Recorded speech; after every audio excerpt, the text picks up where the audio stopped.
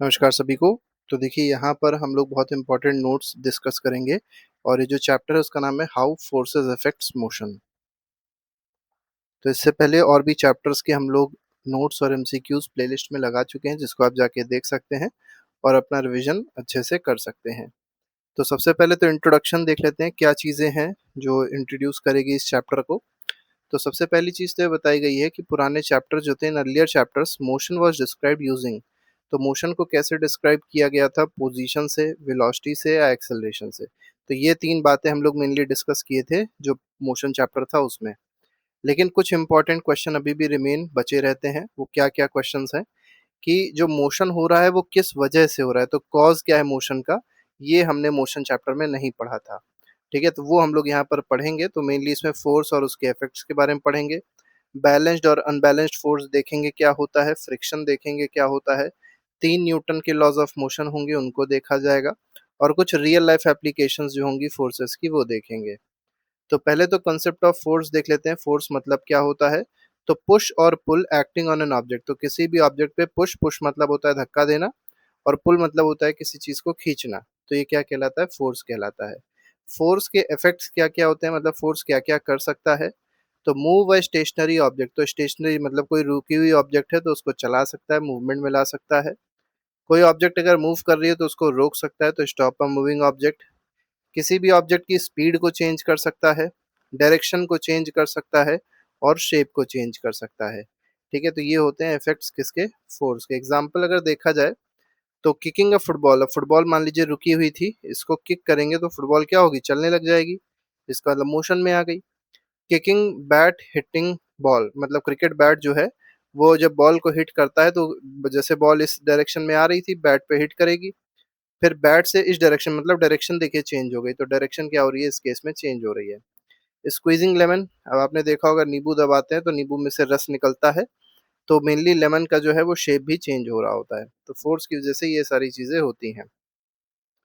Force कैसी quantity है, vector quantity है। क्यों वेक्टर क्वांटिटी है, क्योंकि इसके पास एक मैग्नीट्यूड भी होता है और साथ ही साथ डायरेक्शन भी होती है। एसआई यूनिट की बात अगर करी जाए तो एसआई यूनिट याद रखेगा न्यूटन होती है, और इसमें एन जो होगा वो स्मॉल होता है। जब भी किसी भी एसआई यूनिट में नाम होगा तो नाम का जो पहला शब्द होगा वो वर्ड होगा वो हमेशा कैसा होगा, स्मॉल लेटर होता है। लेकिन जब सिंबल यूज करते हैं तो कैपिटल एन यूज करते हैं, बात याद रखिएगा। एक और यूनिट होती है जिसको कहते हैं डाइन। ठीक है, क्या कहते हैं, डाइन कहते हैं। अब 1 न्यूटन में देखा जाए तो 10⁵ डाइन होते हैं, ये बात याद रखिएगा। ये सीजीएस यूनिट है। डाइन जो है कैसी यूनिट है, सीजीएस यूनिट है। इंपॉर्टेंट फैक्ट देख लीजिए कि मतलब जो फोर्स है वो क्या कर रहा है। मतलब इसमें बोला गया है कि अगर आप मैग्नीट्यूड ऑफ फोर्स, फोर्स के मैग्नीट्यूड को चेंज करते हैं, या फोर्स के डायरेक्शन को चेंज करते हैं, या दोनों चीजों को चेंज करते हैं, तो क्या होता है, इफेक्ट जो होता है फोर्स का वो भी चेंज हो जाता है। बात करते हैं मेजरमेंट ऑफ फोर्स। फोर्स को मेजर किससे किया जाएगा, तो फोर्स को मेजर करने के लिए स्प्रिंग बैलेंस यूज किया जाता है। बात याद रखिएगा, ये स्प्रिंग बैलेंस है, इससे फोर्स को मेजर किया जाता है। इससे वेट को भी मेजर कर सकते हैं। कोई पुल फोर्स होगा उसको भी हम लोग स्प्रिंग बैलेंस से ही मेजर कर लेंगे, और साथ ही साथ जो जनरल फोर्स मैग्नीट, मतलब जो फोर्स का मैग्नीट्यूड होता है बेसिक, उसको भी मेजर किया जा सकता है स्प्रिंग बैलेंस से। वेट क्या होता है, वेट के बारे में अगर डिस्कशन किया जाए तो weight is the gravitational force exerted by earth on an object. तो कोई जैसे मान लीजिए ये अर्थ है, हम पूरी अर्थ नहीं बना रहे, केवल इतनी मान लीजिए यहाँ पे कोई ऑब्जेक्ट रखा हुआ है, तो इस ऑब्जेक्ट को अर्थ क्या होगा, अपनी सेंटर की तरफ खींच रहा होगा। तो जिस फोर्स से अर्थ किसी ऑब्जेक्ट को अपने सेंटर की तरफ खींचता है, that force is called weight. कुछ फैक्ट देख लीजिए, human can directly feel force around. तो हमारे आसपास बहुत सारे फोर्सेस हैं, और जो 10⁻³ न्यूटन का फोर्स है ये हम लोग फील कर सकते हैं, इतना फोर्स सबको फील होता है। ठीक है, इसी को मिली न्यूटन भी कहा जाता है। तो मिली न्यूटन अगर आप देखेंगे, तो मिली न्यूटन अगर पूछा जाए तो मिली न्यूटन में कितने न्यूटन होते हैं, 10⁻³ न्यूटन होते हैं। और हमारे आसपास बहुत सारे फोर्सेस हैं, जैसे हम लोग जब अर्थ पे खड़े होते हैं तो नीचे की ओर अर्थ हमको खींच रही है तो वेट हो जाएगा। तो ऐसे ऐसे बहुत सारे और भी फोर्सेस होते हैं जो बॉडी पे लगते हैं। Scientist can measure extremely tiny forces, तो बहुत ही छोटा फोर्स जो होता है जिसको साइंटिस्ट मेजर कर सकते हैं वो है यॉक्टो न्यूटन। तो यॉक्टो न्यूटन याद रखिएगा, 1 यॉक्टो न्यूटन में कितने न्यूटन होते हैं, 10⁻⁻24 न्यूटन होते हैं। ये बहुत इंपॉर्टेंट एमसीक्यू में क्वेश्चन पूछा जा सकता है। अब बात करते हैं बैलेंस्ड और अनबैलेंस्ड फोर्स क्या होते हैं। तो देखिए, जब बॉडी पे कई सारे फोर्सेस एक्ट करते हैं तो usually many forces act together on object. तो किसी भी ऑब्जेक्ट पे जब एक फोर्स नहीं एक्ट कर रहा होगा, एक से ज्यादा फोर्सेस एक्ट कर रहे होंगे, तब उस केस में हमको ये दो कंडीशंस देखने को मिलेंगी, या तो बैलेंस्ड फोर्स होगा या तो अनबैलेंस्ड फोर्स होगा। बैलेंस्ड फोर्स क्या होता है? Forces equal in magnitude and opposite in direction. तो फोर्सेस, जैसे मान लीजिए दो फोर्स लगे, एक इधर से लगा 10 न्यूटन का और एक इधर से लगा 10 न्यूटन का। अब आप देख सकते हैं दोनों इक्वल फोर्सेस भी हैं, मैग्नीट्यूड इक्वल है, डायरेक्शन अपोजिट है। तो इस केस में जो नेट फोर्स हो जाएगा वो क्या हो जाएगा? जीरो हो जाएगा। तो इस केस में एफ नेट क्या हो जाएगा? जीरो हो जाएगा। और अगर फोर्स जीरो है, इसका मतलब क्या है कि ऑब्जेक्ट अगर रेस्ट पे है तो रेस्ट पे ही रहेगी, और ऑब्जेक्ट अगर मोशन में है तो वो कांस्टेंट वेलोसिटी से मूव लगातार करती रहेगी। ठीक है, मतलब उसमें कोई एक्सेलरेशन नहीं होगा। जैसे टग ऑफ वॉर का एक एग्जांपल देख लीजिए, यहाँ पर इक्वल फोर्स का एग्जांपल दिया गया है। इस टीम ने जितना फोर्स लगाया उतना ही इस टीम ने फोर्स लगाया, इसी वजह से जो पॉइंट है वो बीच में ही बिल्कुल टंगा हुआ है। ठीक है। अब दूसरे केस में आप क्या देख पा रहे हैं कि ये जो ये वाली टीम है, इसने फोर्स ज्यादा लगाया, राइट वाली टीम ने। लेफ्ट वाली टीम ने फोर्स कम लगाया, इसीलिए जो रेड वाला पोर्शन होता है जो टांगा जाता है वो इधर की ओर शिफ्ट हो गया। इसका मतलब नेट फोर्स जो लग रहा है वो किस डायरेक्शन में लग रहा है? इस टीम के डायरेक्शन में लग रहा है। तो इस केस में जो फोर्सेस एक्ट कर रहे हैं वो कैसा फोर्स है? अनबैलेंस्ड फोर्स है। ठीक है, अनबैलेंस्ड फोर्स के केस में नेट फोर्स जीरो नहीं होता है। तो वही दिया गया, अनबैलेंस्ड फोर्स क्या होता है, डेफिनेशन देख लीजिए पहले। Forces unequal in magnitude. तो जहां पर फोर्सेस अनइक्वल मैग्नीट्यूड के होते हैं, जैसे मान लीजिए यहाँ से फोर्स लगा 10 न्यूटन का और इसने फोर्स लगाया मान लीजिए 15 न्यूटन का। तो आपको पता है कौन सा फोर्स ज्यादा है, वाला फोर्स ज्यादा है, तो नेट फोर्स जो लगेगा वो इस डायरेक्शन में ही लग जाएगा। और कितना हो जाएगा? 50 में से 10 सब्ट्रैक्ट कर दीजिए, क्योंकि 10 तो खत्म हो रहा होगा 40 न्यूटन का। तो ये आपका नेट फोर्स हो जाएगा। तो इस केस में नेट फोर्स कभी भी जीरो नहीं होता है। अब अगर किसी भी ऑब्जेक्ट पे अनबैलेंस्ड फोर्स लग रहा होगा तो होगा कि object accelerates in the direction of large force. तो ऑब्जेक्ट जो है वो एक्सेलरेट करेगी और उस डायरेक्शन में एक्सेलरेट करेगी जिधर की ओर लार्ज फोर्स या बड़ा फोर्स लग रहा होगा। तो इसमें एक्सेलरेशन लेफ्ट की ओर होगा।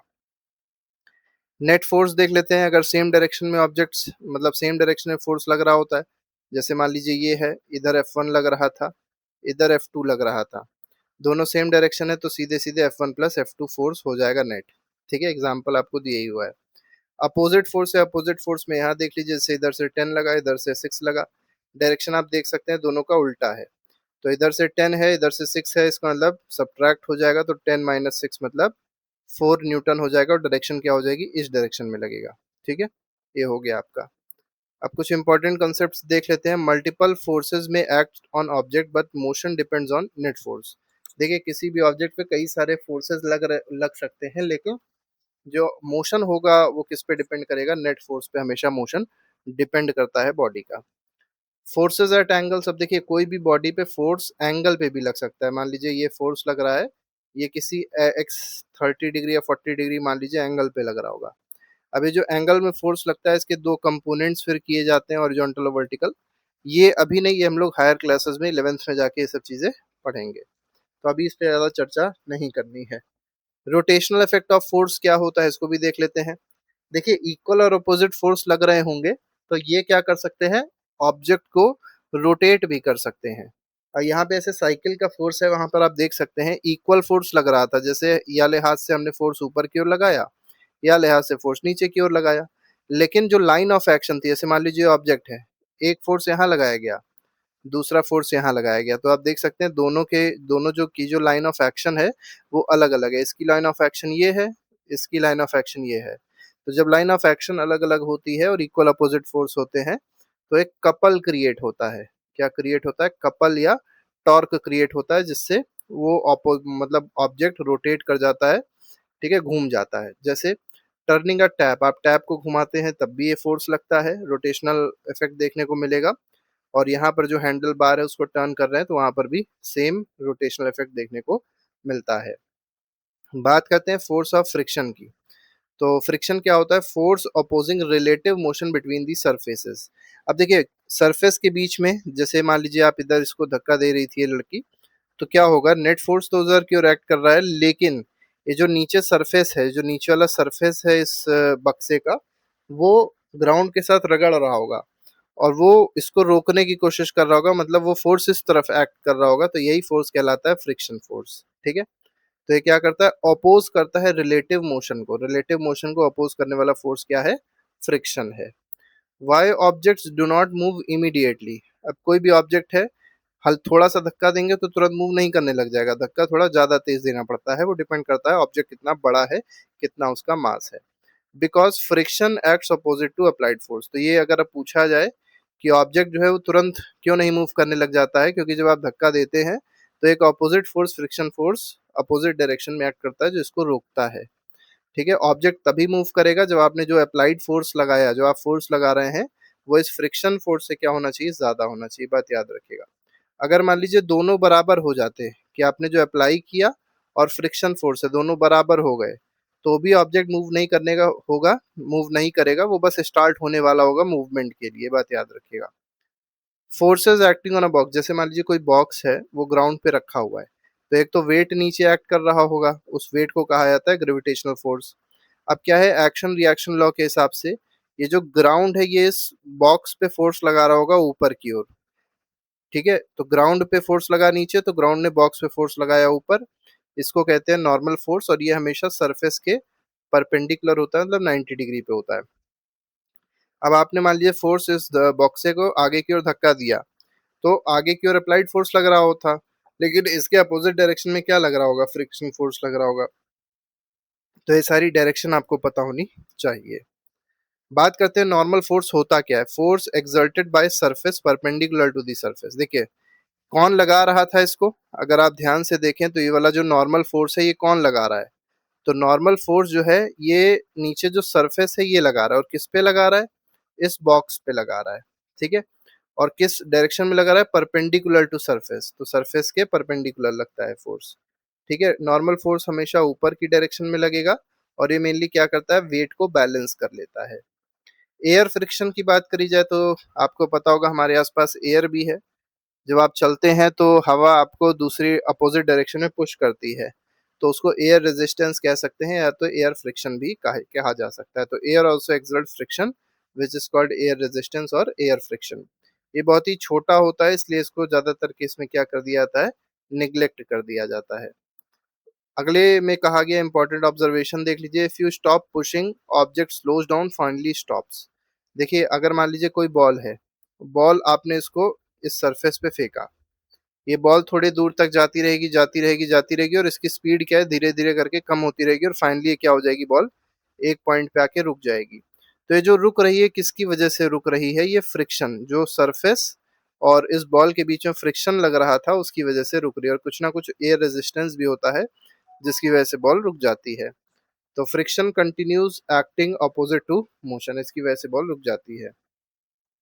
अगर मान लीजिए फ्रिक्शन नहीं है, विदाउट फ्रिक्शन, मान लीजिए कोई बॉल आपने फेंकी और उस सरफेस पे फ्रिक्शन नहीं था, तो वो जो बॉडी है वो हमेशा मूव करती रहेगी, moving objects would continue moving forever, मतलब वो कभी नहीं रुकेगी, हमेशा मूव करती रहेगी।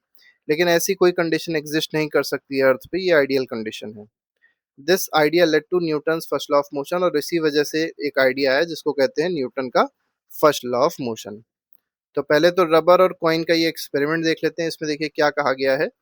एक पर्सन ने क्या किया, ये रबर अपने दो उंगलियों में ऐसे करके बांधी है, और उसके बाद क्या किया है कि यहाँ पर मान लीजिए थोड़े से कॉइन लिए, और कॉइन को लेके इस रबर बैंड को पीछे की ओर थोड़ा सा खींचा, और फिर क्या किया है, फिर इस कॉइन को छोड़ दिया है ऊपर से, मतलब ये रबर बैंड जो टाइट हो गई थी उसको ढीला कर दिया, ये उंगली हटा दी। तो क्या देखेंगे कि ये जो कॉइन्स होंगे ये मान लीजिए इस पॉइंट तक आते हैं। ठीक है, ये रफ सरफेस था तो इस पॉइंट तक आए, स्मूथ सरफेस होता तो हो सकता है यहाँ तक आ जाते। ठीक है, बहुत स्मूथ होता तो हो सकता है यहाँ तक चले आते। तो क्या हो रहा है कि कॉइन जो है, कॉइन जब मूव कर रहा है तो उस पे एक बैकवर्ड डायरेक्शन में फ्रिक्शन फोर्स एक्ट कर रहा है, ये मेनली बताना चाह रहे हैं। ठीक है, और फ्रिक्शन फोर्स जितना ज्यादा होगा कॉइन उतनी ही कम डिस्टेंस ट्रेवल करेगा, और फ्रिक्शन फोर्स कम होगा तो कॉइन ज्यादा डिस्टेंस ट्रेवल करेगा, ये मेनली बताना चाह रहा है ऑब्जर्वेशन और ये एक्सपेरिमेंट। ठीक है, ये एक्टिविटी यही बताना चाह रही है। तो coin travels shortest on rough surface, rough surface अगर रफ है तो वहां पर शॉर्टेस्ट डिस्टेंस ट्रेवल होती है, और पॉलिश्ड अगर सरफेस है, पॉलिश्ड का मतलब ये हो गया स्मूथ सरफेस है, तो वहां पर जो डिस्टेंस ट्रेवल होगी वो क्या होगी, ज्यादा होगी। ठीक है, कंक्लूजन क्या देखा गया, स्मूथ सरफेस पे लेस फ्रिक्शन होता है, रफ सरफेस पे ज्यादा फ्रिक्शन होता है। सिंपल सी बात है, सभी को पता है। अब यहाँ पर एक और एक्टिविटी देख लेते हैं, स्प्रिंग बैलेंस की एक्टिविटी दी गई है। Higher spring balance reading greater friction. तो देखिए क्या किया गया था, यहाँ पर एक कार्डबोर्ड टाइप का, और इसको यहाँ पर किसी सरफेस पे रखा गया और इसको ऐसे करके खींचा जा रहा है। तो देखिए यहाँ पर रीडिंग आपको कुछ दिखाई पड़ रही है। अब ये जो रीडिंग है ये ज्यादा कब होगी, जितना ज्यादा नीचे फ्रिक्शन होगा। ये मेनली फ्रिक्शन को ही शो कर रहा है, ये जो फोर्स दिखा रहा है फ्रिक्शन फोर्स दिखा रहा है, इतना फ्रिक्शन फोर्स है। अब मान लीजिए सरफेस और आप रफ ले लेते, अब जब सरफेस और रफ ले लेते तो रीडिंग और ज्यादा आ जाती। ठीक है, तो जैसे जैसे आप सरफेस रफ लेते चले आएंगे तो रीडिंग क्या होती आएगी, बढ़ती चली आएगी। ठीक है, तो मतलब फ्रिक्शन की वैल्यू बढ़ती चली आएगी, तो ये जो स्प्रिंग बैलेंस है ये ज्यादा रीडिंग शो करने लग जाएगा। तो स्मॉलर फ्रिक्शन में slower decrease in velocity, large distance travelled. ठीक है, ये दोनों बातें थी जो हमने पिछले वाले से भी देखी थी, कि अगर फ्रिक्शन कम है तो वहां पर वेलोसिटी को डिक्रीज होने में ज्यादा टाइम लग रहा था, वेलोसिटी नहीं भी डिक्रीज हो रही थी, लेकिन डिस्टेंस जो ट्रेवल हो रहा था वो ज्यादा था। ठीक है, मतलब बॉडी रुक नहीं रही थी तो ज्यादा दूर तक चलती चली आ रही थी। If friction become zero, moving objects never stop. ये भी बात हम लोग देख चुके हैं। आगे बढ़ते हैं, गैलीलियो गैलीली का क्या एक्सपेरिमेंट है, इन्होंने प्रपोज किया था, if all resistance R remove, तो अगर सारे रेजिस्टेंसेस को रिमूव कर दिया जाए, an object keeps moving indefinitely, तो ऑब्जेक्ट जो है वो हमेशा के लिए चलता रहेगा, ये गैलीलियो ने बताया था। ठीक है, this idea corrected ancient misconceptions, और जो पुराने मिसकंसेप्शंस थे, कई सारी बातें जो थी वो यहीं से खत्म हो जाती हैं। तो ये बात याद रखिएगा, गैलीलियो ने बताया कि अगर सारे रेजिस्टेंस को रिमूव कर दिया जाए तो कोई ऑब्जेक्ट है तो वो हमेशा के लिए चलता रहता है, कभी नहीं रुकता है। आगे बढ़ते हैं, अब हम लोग न्यूटन की बात देखेंगे। तो न्यूटन ने जो कंसेप्ट दिया, इनर्शिया का कंसेप्ट दिया, इन्होंने तीन लॉज ऑफ मोशन बताए हैं, 1687 में तीनों लॉज को इन्होंने डिफाइन किया था। यूनिट ऑफ फोर्स अगर आप देखेंगे तो न्यूटन के नाम पे ही है, बस याद रखिएगा न्यूटन के नाम में एन जो होगा वो स्मॉल लेटर से होता है, और सिंबल जब यूज करेंगे कैपिटल में तब रखते हैं, कैपिटल एन रखते हैं, बात याद रखिएगा। Newton first law of motion क्या कहता है, ये मेनली कहता है कोई ऑब्जेक्ट अगर रेस्ट पे है तो वो हमेशा रेस्ट पे ही रहेगा, और अगर यूनिफॉर्म मोशन में है तो वो हमेशा मोशन पे ही रहेगा। कब तक मोशन या रेस्ट पे रहता है, जब तक उस पर कोई एक्सटर्नल अनबैलेंस्ड फोर्स नहीं लग रहा होता, मतलब जब तक उस पर एक नेट फोर्स नहीं लगता। तो अब अगर कोई ऑब्जेक्ट रेस्ट पे था, उस पर आपने नेट फोर्स लगा दिया तो ऑब्जेक्ट मूव मोशन में आ सकता है, मोशन में था नेट फोर्स लगा दिया तो रेस्ट पे आ सकता है। तो object at rest remains at rest, object at motion continues moving with constant velocity unless acted upon bye a net force. तो जब तक उस पर एक नेट फोर्स नहीं लगता है तब तक जो बॉडी रेस्ट पे थी वो रेस्ट पे ही रहेगी, जो बॉडी मोशन में थी वो लगातार कंटिन्यूअसली यूनिफॉर्म मोशन में ही रहती है। इनर्शिया क्या होता है, तो टेंडेंसी होती है ऑब्जेक्ट की to resist change in the state of motion. तो मतलब स्टेट ऑफ मोशन को रेजिस्ट करने की जो टेंडेंसी होती है इसी को क्या कहते हैं, इनर्शिया कहते हैं। और जितना ज्यादा बॉडी का मास होता है उतना ही ज्यादा इनर्शिया भी होता है। तो इनर्शिया जो होता है ये डायरेक्टली प्रोपोर्शनल टू मास होता है। कॉन्सिक्वेंस क्या है, अगर नेट फोर्स जीरो है तो ऑब्जेक्ट जो है हमेशा रेस्ट पे है तो रेस्ट पे ही रहेगा, और अगर मोशन में चल रहा है तो मोशन में कांस्टेंट वेलोसिटी से हमेशा वो चलता रहेगा, यही बताया गया है इसमें। कांस्टेंट वेलोसिटी का मतलब क्या है, इसका मतलब है, कांस्टेंट वेलोसिटी बहुत इंपॉर्टेंट है। वेलोसिटी कांस्टेंट का मतलब होता है दो चीजें, पहली चीज तो स्पीड भी कांस्टेंट होगी बॉडी की, और बॉडी जो है वो डायरेक्शन भी कांस्टेंट होगी, और डायरेक्शन कांस्टेंट कब होगी, जब वो स्ट्रेट लाइन में चल रही होगी। ठीक है, तो अगर वेलोसिटी कांस्टेंट दी गई है इसका मतलब क्या है, दो बातें हैं, पहला तो स्पीड कांस्टेंट है और दूसरा बॉडी स्ट्रेट लाइन में चल रही है, और इस केस में एक्सेलरेशन जीरो होता है। इंपॉर्टेंट फैक्ट देख लीजिए क्या कहा गया, no net force does not mean object must be at rest, it may move with constant velocity. तो अगर किसी बॉडी पे नेट फोर्स नहीं लग रहा है तो इसका मतलब क्या है, इसका मतलब ये नहीं होता कि ऑब्जेक्ट रेस्ट पे है। जैसे मान लीजिए कोई ऑब्जेक्ट थी वो 10 मीटर पर सेकेंड से चल रही थी, ठीक, और इस पे कोई नेट फोर्स नहीं लग रहा है, ठीक है, तो इसका मतलब नेट फोर्स नहीं लग रहा, तो इसका मतलब ये नहीं है कि वो रेस्ट पे आ जाएगी या रेस्ट पे होगी। नेट फोर्स नहीं लगने का मतलब होता है कि इसके स्टेट ऑफ मोशन में कोई चेंज नहीं होगा। तो 10 मीटर पर सेकंड से चल रही है तो 10 ही मीटर पर सेकंड से वो चलती रहेगी, इसकी वेलोसिटी क्या रहेगी, कांस्टेंट रहेगी। ठीक है। अब बात करते हैं पोजीशन टाइम ग्राफ देख लेते हैं। तो ऑब्जेक्ट जब रेस्ट पे होता है तब पोजीशन टाइम ग्राफ कैसा होता है ये बताया गया। तो हॉरिजॉन्टल स्ट्रेट लाइन होती है, ये आपका रेस्ट में दिखाएगा। और अगर वेलोसिटी टाइम ग्राफ है और ऑब्जेक्ट रेस्ट पे है तो वेलोसिटी टाइम ग्राफ है, और ऑब्जेक्ट रेस्ट पे है, इसका मतलब क्या हो गया, इस केस में जो ग्राफ हो जाएगा वो टाइम एक्सिस वाला ही ग्राफ हो जाएगा, क्योंकि रेस्ट पे है तो वेलोसिटी भी क्या हो जाएगी, जीरो हो जाएगी। तो ये आपका ग्राफ हो जाएगा वेलोसिटी टाइम ग्राफ का when object is at rest. ठीक है। तो ये दोनों अंतर याद रखिएगा, बहुत इंपॉर्टेंट है। अब इसमें कहा गया object moving with constant velocity. अब कांस्टेंट वेलोसिटी से यहाँ मूव कर रही है पोजीशन टाइम ग्राफ में। ये जो ग्राफ है बिल्कुल स्ट्रेट लाइन का, ये ग्राफ क्या शो कर रहा है कि object is moving with constant velocity. ठीक है। क्योंकि हर जगह पे अगर आप देखेंगे जो एंगल बन रहा है जिसको स्लोप कहते हैं वो सेम रहता है, और जो पोजीशन टाइम ग्राफ में स्लोप होता है या जो एंगल होता है यही क्या देता है, वेलोसिटी देता है। तो इसी वजह से हर जगह पे वेलोसिटी क्या रहेगी, सेम रहेगी। अब वेलोसिटी टाइम ग्राफ दिया गया है तो वेलोसिटी टाइम ग्राफ में 3 पॉइंट देख लीजिए। इन तीनों पॉइंट पे अगर देखा जाए तो वेलोसिटी जो है ये ए है। ठीक है। तो इस वाले पॉइंट पे, इस वाले पॉइंट पे और तीनों पॉइंट पे वेलोसिटी क्या है, ए है। इसका मतलब क्या हो गया, तीनों पॉइंट पे वेलोसिटी सेम रही। तो ये जो ग्राफ है क्या शो कर रहा है, कांस्टेंट वेलोसिटी का ग्राफ ये शो कर रहा है वेलोसिटी टाइम ग्राफ में। यहाँ पर भी कुछ इंपॉर्टेंट नोट है, उसको भी देख लिया जाए। इफ फ्रिक्शन वर एब्सेंट, अगर मान लीजिए फ्रिक्शन ना होता, only one force needed to start motion, only केवल एक ही फोर्स की जरूरत पड़ती मोशन को स्टार्ट करने के लिए। No force needed to maintain constant velocity, और कांस्टेंट वेलोसिटी को मेंटेन करने के लिए किसी फोर्स की आवश्यकता नहीं थी, वो अपने आप ही मेंटेन रहती। But force is needed to, अब देखिए फोर्स की रिक्वायरमेंट कब होती है, फोर्स की रिक्वायरमेंट होती है स्पीड को चेंज करने में। अगर मान लिया ऑब्जेक्ट की स्पीड है उसको चेंज करना है तो उसके लिए फोर्स की रिक्वायरमेंट होगी। ऑब्जेक्ट का डायरेक्शन चेंज करना है तब भी फोर्स की रिक्वायरमेंट होगी। और ऑब्जेक्ट मूव मोशन में है उसको रेस्ट में लाना है, स्टॉप करना है, तो उसके लिए भी एक्सटर्नल फोर्स की या नेट फोर्स की जरूरत होती है। आगे बढ़ते हैं। Newton second law of motion देखिए क्या कहता है।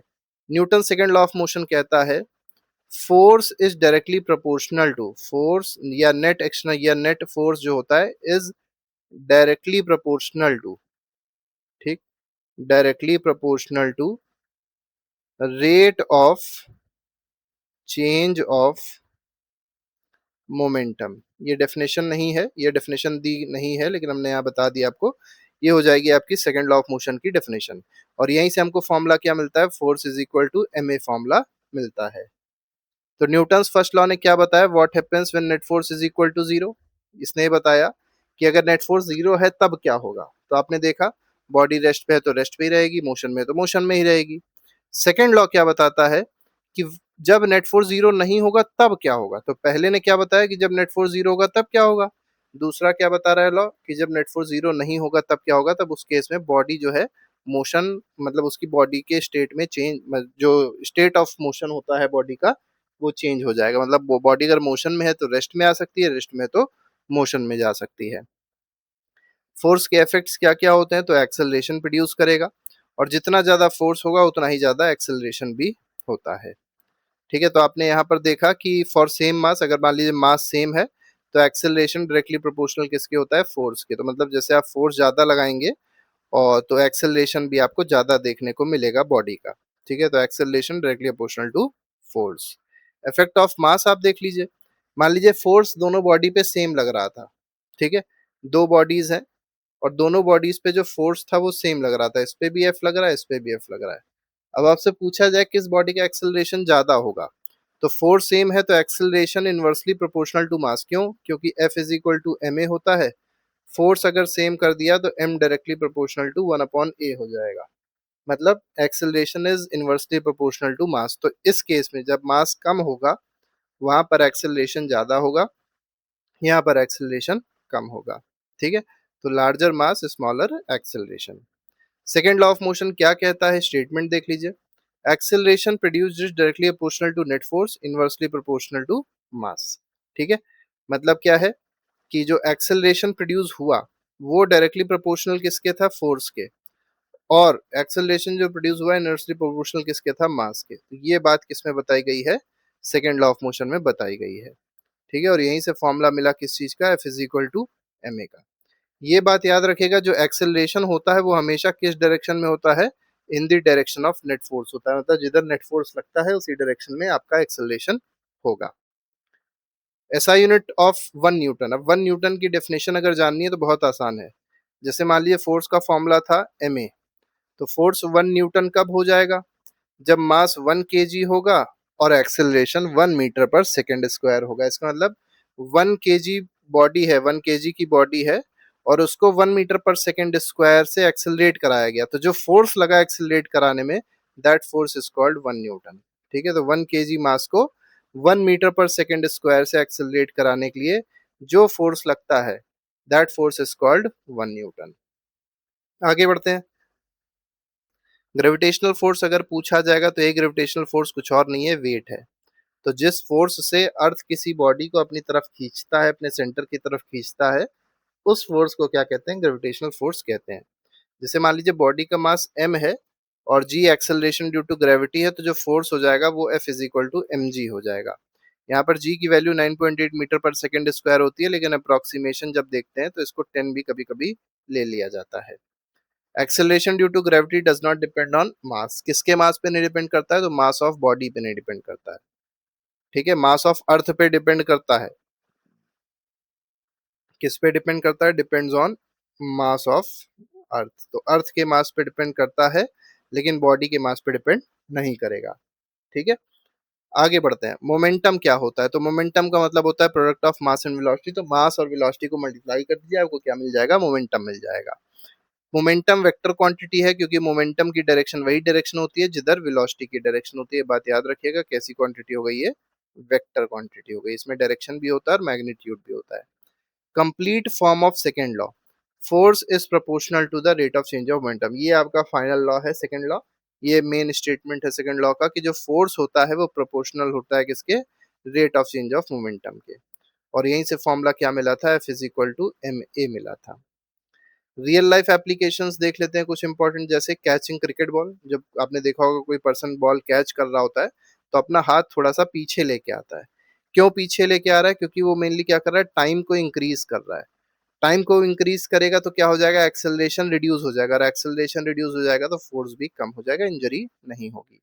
क्योंकि देखिए फॉर्मूला क्या देखा था? F is equal to ma देखा था ना, और इसको ऐसे लिख सकते हैं m into V minus U upon T. तो देखिए पर्सन ने क्या किया? टाइम को बढ़ाया। जब हाथ पीछे किया तो इसने क्या किया? टाइम को इंक्रीज किया, टाइम ऑफ इम्पैक्ट को इंक्रीज किया। और टाइम बढ़ेगा तो फोर्स जो है ये क्या हो जाएगा? सिंपल सी बात है, इनवर्स रिलेशन दिखाई पड़ रहा है, तो ये कम हो जाएगा। एयर बैग्स में क्या होता है? मान लीजिए गाड़ी लड़ी अचानक से, तो एयर बैग खुल के मुंह पे आ जाता है। तो ये देख सकते हैं, जब आपका मुंह इस एयर बैग पे लगेगा या आपका शरीर एयर बैग पे लगेगा तो क्या होगा? ये जो शरीर होगा ये थोड़ा सा अंदर दबेगा, और टाइम ऑफ कोलिजन जो है, मतलब टाइम जो होगा वो यहाँ बढ़ जाएगा। तो यहाँ पर भी कोलिजन टाइम बढ़ जाता है, टाइम बढ़ जाएगा, एक्सेलरेशन कम हो जाएगा, इसका मतलब फोर्स कम हो जाएगा। फोर्स कम हो जाएगा तो इंजरी भी कम होगी। Breaking a coconut. अब मान लीजिए कोकोनट को तोड़ना है, तो अगर आप धीमे धीमे धीमे धीमे हाथ से तोड़ेंगे, मतलब ऐसे हल्के से पटकेंगे तो नहीं टूटेगा। अचानक से पटकेंगे तो टूट जाएगा। क्यों? क्योंकि वहां पर टाइम क्या रहा? बहुत ही कम लगा, मतलब टाइम ऑफ इम्पैक्ट बहुत ही आपने कम दिया। अब जब टाइम ऑफ इम्पैक्ट बहुत कम दिया तो फोर्स ऑब्वियस सी बात है बहुत तेजी से बढ़ गया, और फोर्स तेजी से बढ़ गया तो वो जल्दी टूट जाएगा। ठीक है, तो फोर्स का फॉर्मूला याद रखिएगा, ma होता है, वेट का फॉर्मूला mg होता है। इक्वेशंस ऑफ मोशन भी आपको पता होनी चाहिए, जैसे v is equal to ut first equation of motion है, s is equal to ut plus half at square second equation of motion है, v square is equal to u square plus 2as ये आपकी third equation of motion है, पिछले chapter में हम लोग ने डिस्कस करी थी। अब बात करते हैं थर्ड लॉ ऑफ मोशन क्या होता है। तो थर्ड लॉ सिंपल सी बात कहता है, to every action there is equal and opposite reaction. तो अगर मान लीजिए आपने किसी चीज पे एक्शन लगाया तो वो बॉडी आप पे इक्वल और अपोजिट डायरेक्शन में रिएक्शन जरूर देगी। तो स्टेटमेंट है, whenever one object exerts a force on other object the second object exerts an equal and opposite force on the first object. ठीक है, अगर इसका स्टेटमेंट देखा है तो ये स्टेटमेंट होता है, to every action there is equal and opposite reaction. ठीक है, ये मेनली स्टेटमेंट है किसका? थर्ड लॉ ऑफ मोशन का, ये बात याद रखिएगा। अब एक्शन रिएक्शन ये जो लगता है हमेशा पेयर में लगता है, कुछ कैरेक्टरिस्टिक देख लीजिए इसकी। जैसे इक्वल मैग्नीट्यूड होता है, मतलब एक्शन का जो मैग्नीट्यूड होगा वही रिएक्शन का मैग्नीट्यूड होगा। दोनों की डायरेक्शन अपोजिट लगती है, अपोजिट डायरेक्शन में दोनों लगेंगे। मान लीजिए एक्शन इस डायरेक्शन में लगा तो रिएक्शन इस डायरेक्शन में लगेगा। डिफरेंट ऑब्जेक्ट पे लगते हैं, जैसे मान लीजिए पर्सन चल रहा था, तो इसने क्या किया, इसने यहाँ पर देख सकते हैं पैर से नीचे की ओर धक्का मारा होगा अर्थ को, ठीक। तो अर्थ ने क्या हो किया होगा, इसके पैरों को आगे की ओर धक्का मारा होगा, इसी वजह से आगे मूव कर पा रहा है, ठीक है। ये साइकिल चला रही थी लड़की, तो क्या है कि इसके टायर जो थे वो चल रहे थे, मतलब मेनली अगर आप देखेंगे टायर घूम रहे होंगे ना, तो टायर घूमने से क्या होगा, टायर जो है वो एक फ्रिक्शन लगा रहे हो, मतलब ये जब गाड़ी आगे चला रही होगी, साइकिल आगे चला रही होगी, तो एक फ्रिक्शन पीछे की डायरेक्शन में लग रहा होगा। तो एक्शन रिएक्शन ऐसे आप इसको समझ सकते हैं। वैसे यहाँ पे बहुत ज्यादा कुछ है नहीं, ठीक है। अकर साइमल्टेनियसली, मतलब दोनों एक ही साथ होते हैं, ऐसा नहीं है कि एक्शन पहले लग गया उसके 2 घंटे बाद रिएक्शन लगेगा, ऐसा नहीं होगा, तुरंत ही दोनों चीजें होती हैं, ठीक है। अभी हम लोग कुछ एग्जाम्पल देखेंगे, अच्छे से और समझ में आएगा। Action and reaction do not cancel because, देखिए एक्शन और रिएक्शन इक्वल और अपोजिट होते हैं, लेकिन एक दूसरे को कैंसिल नहीं करते। क्यों नहीं करते? क्योंकि ये हमेशा दो अलग अलग ऑब्जेक्ट्स पे लगते हैं। जैसे थर्ड लॉ का एग्जांपल देख लीजिए, वॉकिंग बाद में देखेंगे, पहले यहाँ देख लीजिए। अब जैसे फुटबॉल, पैर से फुटबॉल मारी तो एक्शन लगी फुटबॉल पे, लेकिन रिएक्शन फुटबॉल ने मारी होगी पैर पे और अपोजिट डायरेक्शन में। तो आप समझ रहे होंगे, इक्वल एंड अपोजिट रिएक्शन, लेकिन एक्शन लगा था फुटबॉल पे लेकिन रिएक्शन लगा पैरों पे। तो ये दोनों अपोज अलग अलग बॉडीज पे लगते हैं, इस वजह से कभी एक दूसरे को कैंसिल नहीं करते हैं। थर्ड लॉ का एग्जांपल्स देख लेते हैं। तो पहला ये एग्जांपल दिया था वॉकिंग वाला। वॉकिंग में क्या देखा, foot pushes ground backward, ground pushes the person forward by friction, ठीक है। बाइसिकल मोशन में वही सेम चीज होती है। राइडर पुशेस ग्राउंड बैकवर्ड, तो राइडर ने ग्राउंड, राइडर जो होती है वो, राइडर जो इस केस में थी वो लड़की थी, तो उसने क्या किया, ग्राउंड को पीछे की ओर धक्का दिया। तो ग्राउंड जो है बाइसिकल को आगे की ओर धक्का देता है, यही तो होता है बाइसिकल में। Why walking on ice is difficult, तो आइस पे चलना कठिन है। क्यों आइस पे चलना कठिन है? क्योंकि वहां पर फ्रिक्शन कम होता है। फ्रिक्शन कम होता है तो जो हमारे पैर हैं वो स्लिप करेंगे, फिर स्लिप करेगी बैकवर्ड की तरफ, ठीक है। वो पुश नहीं कर पाएगी ग्राउंड को, और ग्राउंड को पुश नहीं कर पाएगी तो ग्राउंड उस पर्सन को आगे नहीं धक्का दे पाएगी। इस वजह से आइस पे चलना टफ होता है। शूज में ग्रूव्स क्यों होते हैं? जिससे फ्रिक्शन बढ़ाया जा सके, क्योंकि जितना ज्यादा फ्रिक्शन होगा चलने में उतनी आसानी होगी, लेकिन बहुत ज्यादा भी नहीं होना चाहिए वरना चल ही नहीं पाएंगे। वाई टायर्स हैव थ्रेड, तो टायर्स में आपने देखा होगा थ्रेड्स कटे होते हैं, ठीक है। वहां पे भी आप देखेंगे ग्रूव्स या थ्रेड्स टाइप के कटे होते हैं। मेनली ये ग्रिप को इम्प्रूव करता है, जिससे स्लिपिंग नहीं होती है टायर की। यहाँ पर एक बहुत इंपॉर्टेंट एग्जांपल या ऑब्जर्वेशन या एक्टिविटी दी गई है। जैसे मान लीजिए आपने दो स्प्रिंग बैलेंस लिए और दोनों स्प्रिंग बैलेंस को एक इधर से खींचा एक इधर से खींचा, तो आप क्या देखेंगे, ये जो दोनों में रीडिंग देखेंगे वो हमेशा सेम होगी, ठीक। ये क्यों सेम है? ये इसलिए सेम है क्योंकि फोर्स जो लग रहे हैं दोनों वो हमेशा इक्वल और अपोजिट लग रहे हैं इस केस में, ठीक है। तो इस वजह से क्या होता है, यहाँ पर ये चीज देखने को मिलती है। अब पर्सन जो है वो क्लाइंब क्यों कर पाता है? तो आप देख सकते हैं वो पर्सन क्या कर रहा है, person pushing the trunk down, तो इस पे फोर्स नीचे की ओर लगा रहा है। तो ट्रंक जो है पर्सन पे फोर्स ऊपर की ओर लगा रहा है, ठीक है। तो force of friction pushing a person up, ठीक है। तो ये क्लाइंबिंग अ ट्री का एग्जांपल हो जाएगा। रोइंग अ कैनो, अब देखिए चप्पू चलाना जो होता है, अब यहाँ पर लड़की क्या कर रही है, ये जो चप्पू है इसको पीछे की ओर मारती है, तो पैडल पुशिंग वाटर बैकवर्ड, तो वाटर की ओर ये पीछे भेजती है, तो वाटर क्या करता है, इसको आगे की ओर भेजता है। तो ऐसा सब में एक्शन रिएक्शन लॉ ही देखिए लग रहा है, वही सेम चीज इसमें भी दी गई है। और वही सेम चीज आप रॉकेट प्रोपल्शन में भी देखेंगे। इसमें क्या हो रहा है, जो एग्जॉस्ट गैसेस निकल रही थी उन्होंने फोर्स लगाया नीचे पृथ्वी पे, अर्थ पे, तो अर्थ के सरफेस ने क्या किया, इस पे फोर्स लगाया ऊपर की ओर, इसी वजह से ऊपर चला गया, ठीक है। तो exhaust gas pushing the rocket up, तो रॉकेट जो ऊपर गया है वो किसकी वजह से गया है, एग्जॉस्ट गैस जो इस पे रिएक्शन फोर्स लगा रही थी उसकी वजह से गया है। Vikram lander used exhaust gases opposite to motion to slow down before moon landing, तो एग्जॉस्ट गैसेस को यूज किया था विक्रम लैंडर ने, जिससे उसकी स्पीड को कम किया जा सके और वो आसानी से वो मून पे लैंड कर सके। यहाँ पर थर्ड लॉ ऑफ मोशन याद रखिएगा, सारे फोर्सेस पे अप्लाई होता है, ऐसा नहीं केवल ग्रेविटेशनल पे अप्लाई होगा, कॉन्टैक्ट फोर्सेस पे भी अप्लाई होता है। मैग्नेटिक कॉन्टैक्ट फोर्स क्या होता है, जैसे मस्कुलर फोर्स है, तो मस्कुलर फोर्स जब बॉडी कॉन्टैक्ट में होती है, फ्रिक्शन फोर्स है, इसमें भी इस केस में भी आप देखेंगे बॉडी कॉन्टैक्ट में रहती है। तो जिस केस में बॉडी कॉन्टैक्ट में रहती है तो उस फोर्स को कहते हैं बस कॉन्टैक्ट फोर्स। ये सब जो फोर्सेस हैं नॉन कॉन्टैक्ट फोर्स हैं। तो मैग्नेटिक फोर्स पे भी थर्ड लॉ अप्लाई होता है, इलेक्ट्रोस्टैटिक पे भी अप्लाई होता है और ग्रेविटेशनल फोर्स पे भी अप्लाई होता है। जैसे यहाँ पे एग्जांपल दिया गया है, two bar magnets apply equal and opposite magnetic forces on each other. देखिए दो बार मैग्नेट है, ये इसको उधर खींच रहा था, ये उसको उधर की ओर खींच रहा था। इसका मतलब क्या है, इक्वल और अपोजिट फोर्स लग रहे हैं। इसी तरीके से यहाँ पर दो बलून है, दोनों पे चार्जेस मान लीजिए सेम है, ठीक है, तो ये भी क्या कर रहेंगे, अब सेम चार्ज है तो रिपेल करेंगे एक दूसरे को। तो जिस फोर्स से ये वाला इसको रिपेल कर रहा होगा उसी फोर्स से पहला वाला दूसरे को रिपेल कर रहा होगा, ठीक है। कुछ और एग्जांपल देख लेते हैं। Earth and fruit attract each other equally. तो अर्थ और फ्रूट जो है ये दोनों एक दूसरे को इक्वल फोर्स से अट्रैक्ट करते हैं, लेकिन अर्थ का जो मास होता है बहुत ज्यादा होता है फ्रूट के कंपैरिजन में। इसी वजह से अर्थ कभी फ्रूट की तरफ नहीं जाता है, फ्रूट हमेशा अर्थ की तरफ जाता है। क्यों? क्योंकि फ्रूट का मास क्या है, बहुत ही कम है, तो उस केस में एक्सेलरेशन बहुत ही ज्यादा होता है, ठीक है। तो फ्रूट इसी वजह से क्या करता है, मूव करता है। गन रिकॉइलिंग ऑफ गन का कॉन्सेप्ट क्या होता है, तो बुलेट जो होती है उसका मास कम होता है, आपने देखा होगा। जैसे मान लीजिए ये आपकी एक गन टाइप की है, इस तरीके की मान लीजिए गन है, ठीक है, और यहाँ पे इस तरीके से ये हो गया, यहाँ से गोली निकलेगी अब ऐसे करके, ठीक। अब जब गोली निकलेगी तो गोली जो है उसका मास ऑफ बुलेट एमबी हो गया, गन का मास जो होगा एमजी मान लीजिए। अब गन का मास ऑब्वियस सी बात है ज्यादा होगा बुलेट से, बुलेट का मास कम होगा। जब आप फायर करते हैं तो क्या होता है, पीछे की ओर एक झटका पड़ता है। तो यहाँ पर जो बुलेट थी वो आगे की ओर गई वेलोसिटी वीबी से, तो जो गन थी वो वीजी से पीछे की ओर आई। इसी प्रोसेस को क्या कहते हैं, रिकॉइलिंग ऑफ गन कहते हैं, मतलब गन का पीछे आना, ठीक है। जब उसको फायर किया जाता है गन को तो उसको कहते हैं रिकॉइलिंग ऑफ गन। जिस वेलोसिटी से पीछे आती है उसको कहते हैं वीजी, और वीजी का फॉर्मूला क्या होता है, minus M B V B upon M G, ठीक है। ये फॉर्मूला याद रखिएगा, क्वेश्चन इससे पूछा आ सकता है। यहाँ पर एम बी क्या है, mass of bullet, V B क्या है, velocity of bullet, M G क्या है, मास ऑफ गन है, ठीक है।